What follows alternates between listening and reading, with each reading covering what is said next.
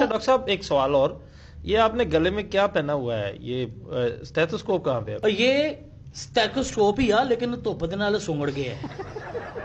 पीता क्वेश्चन। पीता questions. Okay. अब इसका इलाज बहुत आसान है।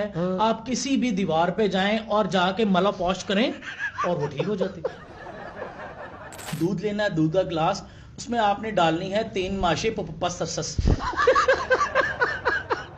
अच्छा, फिर पपुप्पा ससस के बाद 1 माशा आप डालना है अपने बबम्मा आधार इसोकोजन। और कोशिश ये करनी है कि खाने से पहले आपने 1.5 घंटा हुपलू पुपलू करना है। आपने 45 मिनट वॉक करनी है, उसके बाद आपने 2 जानू खड़े होना है और स्पैकपॉसन करना है। स्पैकपॉसन। चंबा का पुप्पा, पप्पा गम्मा, निबिके का पुप्पा, और एक कक्की, कड़ी पर पुप्पा, कान का नाका, जाम को लप्पा, जान को टोका, गलबा, बलबा, बलबा, बलबा, बलबा, बला, बा, बा।